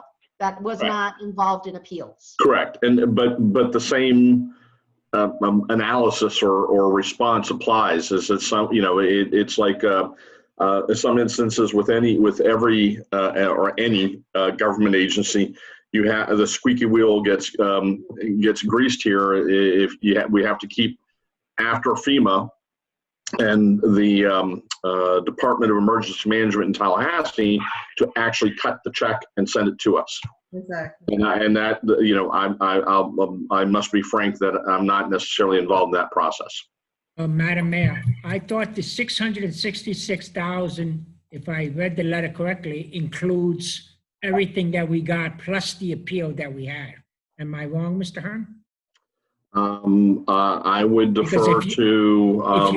if you add But I don't believe so. I believe that the amount of money that is set forth in the letter is what they originally denied, and we appealed. So we had $117,000 that we already got, right? Plus the 606, right? Plus the 660. I don't know. It doesn't make sense. It comes out to more than a 900. The amount of money that the village has previously received, I was not involved in securing that, obtaining that. That was when I was not your attorney. So I would have to defer to staff to answer that question as to what has been received, if any. But as I understand it, and as you all are discussing right now, the FEMA approved a certain amount, X amount, denied Y amount, and they've just let us know that of the Y amount that was initially rejected, they're going to give us Z amount. Yeah, because here's what I'm just giving us a round off figure. If we had $666,000 plus the $117,000 we already got, $235,000 that we was an appeal process, that comes out to $1,018,000. I think we only spent, if I'm correct, and I'm just giving round numbers, $950,000 or something. Commissioner Samari, I can guarantee you the federal government is not going to give us any more money than if it hasn't been spent. So again, all I can speak to is that of the amount that was appealed, the 700,000, the 700,000 and change that FEMA denied, of that figure, they are going to be paying us about 660,000 plus or minus of that figure. The other amounts of what has previously been received or previously determined as to be valid, I would have to defer to staff. Roseanne, would you like to give us the numbers?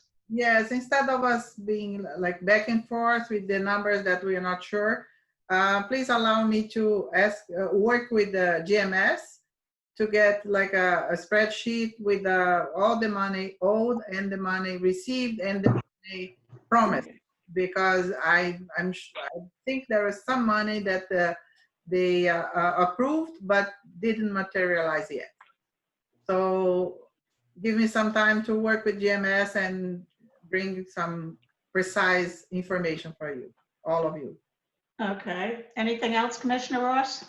Well, my point in bringing it up is for somebody to be the lead person to face off with FEMA or Tallahassee or whoever it is that we need to continue to press, because as John said, the squeaky wheel, and if we are silent, then more time will pass and that money's not going to materialize for us. And trust me, that for why I have seen with the former managers, we are not silent. We are working all the time with the Senator Pizzo, with the lobbyists. We are working on it, and things are happening.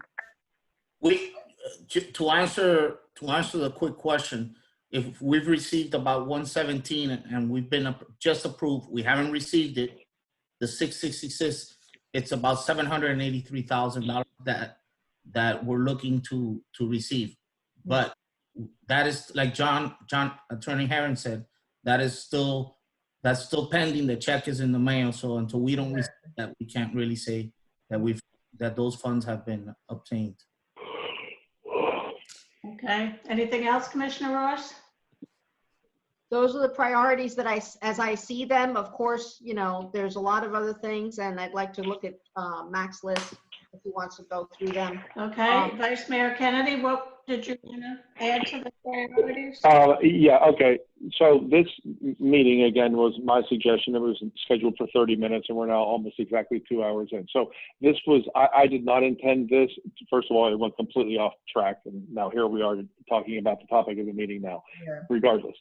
I did not intend this to be a big, long conversation with an update on every single thing on here, so I'm not going to run through here. I intended this to be a compilation and an agreement among the commission to some degree about what we were going to task our new interim village manager with doing, and that at the time was Paul Winklejohn. I had a conversation with Paul, and at this point, I was expecting him to report back to us how he planned to attack all of this, given the priorities that each one of us submitted. I have to say, I would be remiss if I did not say this, that we had a conversation last week about this, and I was very clear at that meeting that all 5 commissioners were going to send a prioritized list.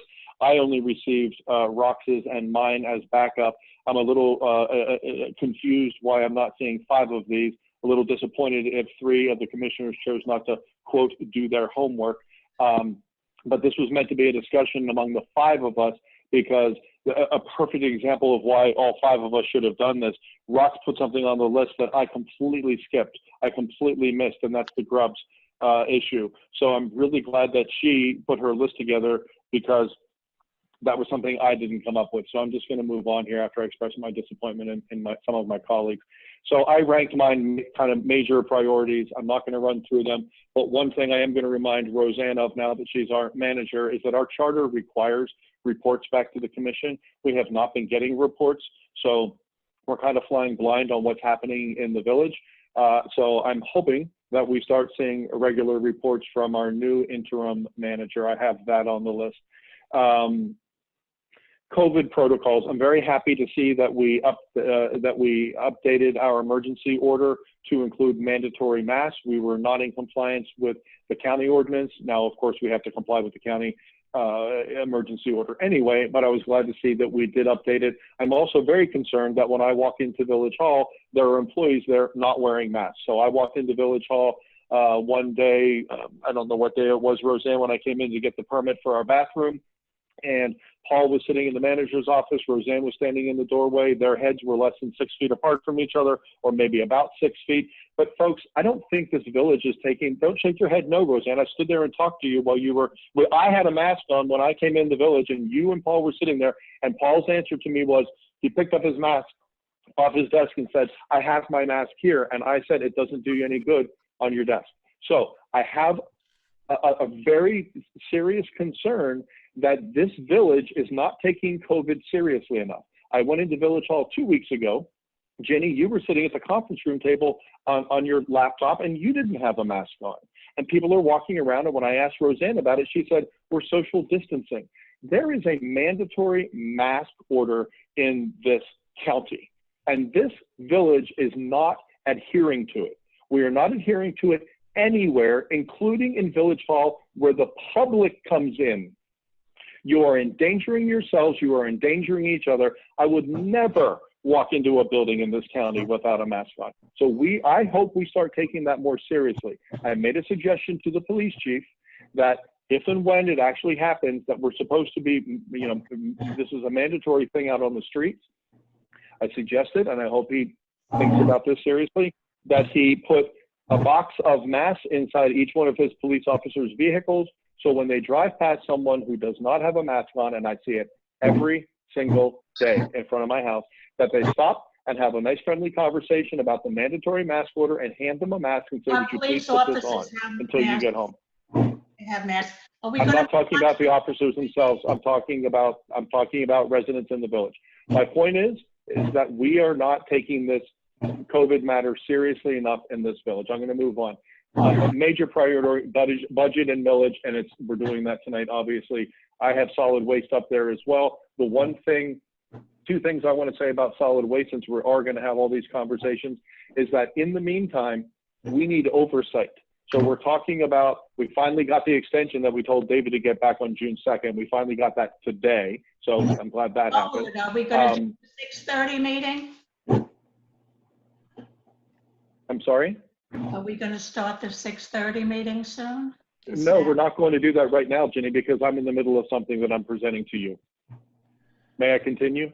Go ahead. Thank you. Okay, so in the meantime, we have oversight problems with solid waste. So, Roseanne, that's got to be a priority. We have serious issues with collection. So we got an extension. You're putting an RFP out. I'm not sure. I think I heard the RFP is still not out, but That's all being taken care of. But in the meantime, Roseanne, trash is not being picked up, recycling is not being picked up, debris is not being picked up. That's got to be addressed. Our village resident just texted me something as a reminder, and I appreciate that the RFP for sanitation, I believe, must be written based on our current level of service. So I thought and that sounds familiar to me as well. So that's something I guess you need to consider, Roseanne. The tree grant I have on my list, it's a major priority. I have very grave concerns at this point that we're going to fulfill our requirements with the county. Trees in the ground by September 17th. Everything reconciled with the county by September 30th. We're under 2 months now to get these trees in the ground. We don't have anyone to buy the trees. We don't have anyone to put the trees in the ground. We don't have a maintenance schedule. And we have a board of residents who are volunteers to this community who busted ass to get this done for us. Barbara and her team on Parks and Parkways did an awesome job with this. And David Raymond kind of led the charge and helped get a grant written. We got money from the county to get 3 trees put into this beautiful bird sanctuary that we all live in. This cannot fail. So Roseanne, please prioritize that. CITT, I'm not going to get into. We talked about that extensively. I had FAA Next Gen issue on my agenda because when I submitted this over the weekend, that resolution had not been signed or distributed to all the people. Roseanne, the other day, you couldn't find email addresses. I did a quick Google search and I found the addresses you need. Did the resolution get sent out to everybody? I just received an email today, this afternoon, late afternoon, from Ms. Wade.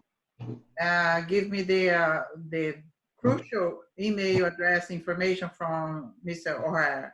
So, and everybody else has received the resolution, the executed resolution.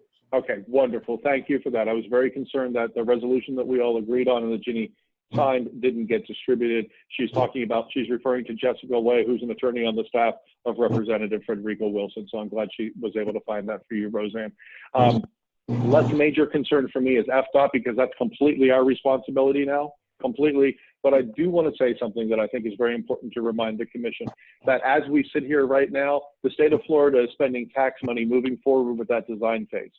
So if we're going to request any kind of changes to that, we would be bad residents of this state if we did not expedite that process, because as we speak, they're moving forward. They're continuing to move forward with a project that they understood this village approved.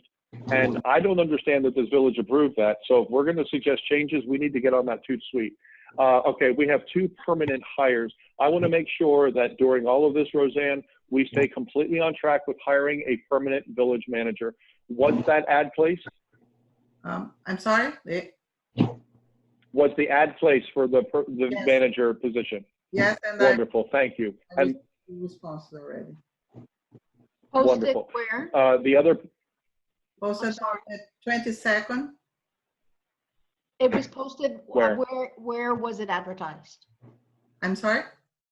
I saw it on our website, but where else was it advertised? At the Miami-Dade Management Association, Florida Management Association, Florida League of Cities. Actually, Florida League of Cities, I had some, hold on a second, to get here the correct information.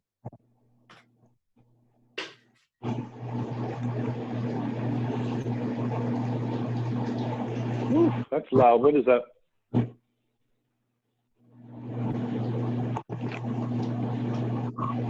What is that noise? I posted on the Florida League of Cities and the ICMA that you suggested, Commissioner Ross. I found out that we have to pay $450. So I'm waiting to see the response on the first week for the others place that we placed for free. If the commission authorize me, I can spend the $450 to place. Do you have the authority to spend $450 without asking us, Roseanne? I'm sorry? You're the manager now. Do you have authority to spend $450 without asking us? I do have authority to $450 there. So Okay. I just think it's a little bit too much. For the attorney, the only advertising that we have to pay is like $90. So I thought it was not that Well, big. you're the manager. You're the manager now, so you make the call on that, I suppose. But keep in mind that, you know, when you're hiring the chief executive of an organization the size of this, you know, a couple $100, my goodness, we're about to look at a budget where we're throwing money around like drunk sailors. So, but that's your decision. The hiring of the village attorney, that was to be re-advertised. Was that ad placed again? It has been re-advertised. Wonderful. Thank you very much. August 28th. Okay. I have the village calendar on here. That was my item that passed a couple of meetings ago, and that is coming up. So I find that to be a critical task that must be completed, because we're going to be hiring a village manager who's going to come in here and say, what's going on? And we're going to say all kinds of stuff. We'll have a meeting and spend 3 hours discussing them with you. That calendar is of utmost importance. We have a code officer starting, Roseanne. Who's going to train that person? He is well trained. He has many years of experience, and Okay. he just has to catch up with our system and with our service and go on. So you're going to make sure that happens. Wonderful. He's very well trained. He has many certifications. We saw Okay, we're going to move on because Ginny wants me to wrap up here. The construction ordinance is supposed to come back at the September meeting. Very important. I have some less critical concerns here, but one of them is now a more major concern for me, and I'm going to try not to sound like a jerk saying this, but the level of professionalism of village communications is abysmally low, and that needs to get better. So as you're communicating as the interim village manager, I hope that I see the bar raised there quite significantly. And then there are some other things that I'm not even going to list here. They're just kind of things that are on the plate, but I put them as minor concerns because it sounds like other people are taking care of them, and far be it from me to micromanage what other people do. So those are my priorities. Now, I guess I don't know, Ginny, what's appropriate here, how you want us to sort of charge Roseanne in her new position, or if any of the three of you who did not submit lists want to discuss, add anything to it. If Will, Dan, Ginny, Rox and I missed anything, now would be your time to chime in, I suppose. I think you covered most everything, both of you. I think we need to go on a second meeting, and we need to. Sounds like Will has something, Dan or Ginny. Commissioner Tudor? Yep, real quick. I spoke to Paul shortly after the meeting about the priorities. During his conversation at meeting, he was well aware of those. So we went over some of the things that were of importance to me. They have been covered. I just want to kind of follow up.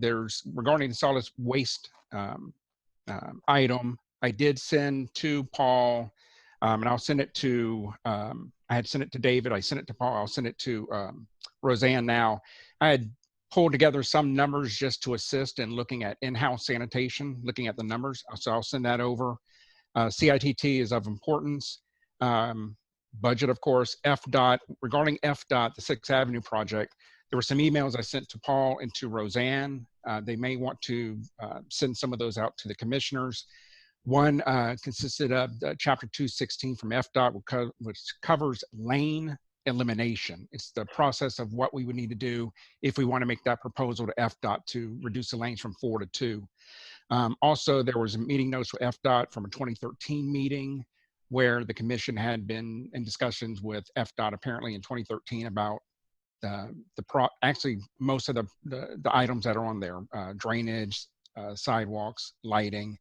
And also, I gave them a summary, but I'll send them the email. There was from a 2018 commission discussion regarding like priorities that'd like to be seen. And there was an item on there for FDOT regarding traffic calling measures and lighting, improving the lighting. So I sent those to Roseanne and Paul, and some of those items she may want to distribute to the rest of the commission. Okay. I appreciate seeing that. Can I ask you something about something, Will? You said, go back to your waste pro, because you said something that sounded important. Say again what you said about Waste Pro, because it went by really fast. Yeah, Waste Pro, I had sent a schedule to when Christian was to David, and to Paul. Oh, the in-house service option. For in-house services, and it covers basically ballparks on 3 25-yard rear loading trucks, 3 25-yard side loading trucks, and 3 25-yard automatic rear loaders. And so I sent that to David and to Paul for them to kind of tweak some of the numbers on the personnel and the costs associated with that. Okay. But I know that's one of the things regarding sanitation that we were talking about. But I know David had discussions with the county regarding some of those issues as well. And Will, that was to purchase those trucks? It's a rental. It's actually to rent the truck. It's So I a think rental. it's okay, for. That's what I wanted to hear, because I thought you said that before. Okay, I wanted to make sure I got that. Yeah, it's for rental, which makes it much more cost effective. The rental would be for, I think it's like, I want to say 18 months, and then the trucks are switched out. Okay. There were issues regarding regarding DERM with the trucks and storage, and David had a good point he brought up that I don't know if he got into the discussions with them, but he said about possibly doing an agreement with one of our sister municipalities about storing the vehicles there at their garage. So he was looking into that as well to try to address some of the DERM issues that are present. Okay, so we'll see that. Good, and thank you for that. And I'd like to see all that when we look at all the options. And then you said something about FDOT. You found some requirements about the process for us to request lane eliminations. I thought I heard them say last night that if we requested it, they would do a lane elimination study. And all we had to do was request it. What did you find that was different? Or can I, am I allowed, Roseanne, may I see what Will found? Can you send that to me, or is that something that I have to see at a meeting? The ones that you sent yesterday. Did you send it to Roseanne already, Will? Yeah. It was yesterday. Yeah. I'm looking at it right here. If I'm allowed to see it, I would like to. I don't know the protocol there, but I'd like to. I'll phone you immediately. Yeah, but just to give it like a high level, it's straight from FDOT, and it's actually pretty helpful if we're going to look into that route. Because I know some residents were very passionate about that. It talks about, you know, there's different sections: general, what the requirements are, and so kind of, you know, it's almost a way to walk us through the process of how that would work if we want to go that route. Okay, I'd like to thank you for finding that. I'd like to see that. Okay, can we get an adjournment of this meeting, or is there any, Commissioner Samaria? You're muted. Dan, you're muted. Dan, you have to unmute. Okay, can you hear me now? Okay, yes. Okay, first off, I'd like to thank Commissioner Ross and Commissioner Kennedy for what they have put on. They have covered a lot of stuff that I would have liked to have got on there, and I had a feeling they were going to do that. That's why I didn't submit it. A couple of things on the Gray Robinson, maybe the attorney can explain to us. I thought we already made a decision that we wasn't going to pay them. So that's just, I don't want to discuss that because I'm part of that. But also the Dan Samaria lawsuit, the village cannot discuss that because there is a pending lawsuit.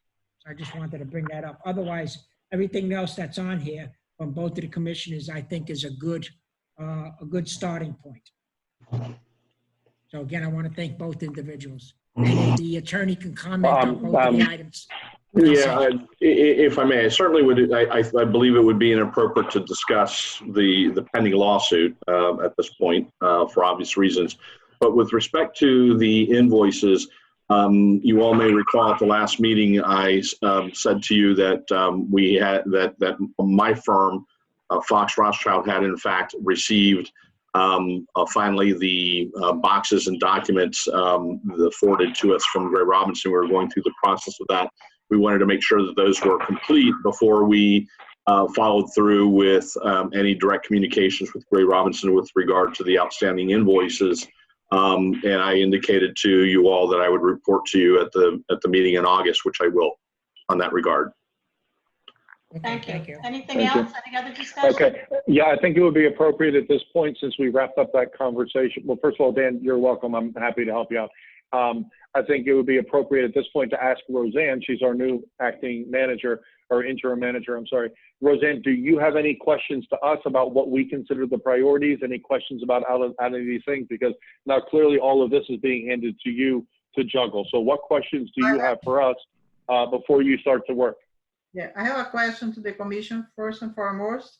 The resolution that was on the table today for interim village manager was draft towards GMS. So is the commission now giving direction to draft and approve a new resolution, or you have to bring to a new commission in order to be approved? Because, you know, we have to start working right away. If I may, Mayor and members of the commission, Yes, John. the reason why there was a need to do a resolution and a second amendment to the existing business relationship with GMS is because we did in fact have that relationship. There is no, in my opinion, as we did with Mr. Hernandez, we didn't adopt a resolution or any agreement. You all simply have appointed Ms. Prado as the interim manager, and consistent with the responsibilities set forth in the charter and the priorities that you've given to her through the course of tonight's discussion. That's all that really needs to be done. Yeah, but with Mr. Hernandez, we had a resolution later on that put in place the compensation and put his.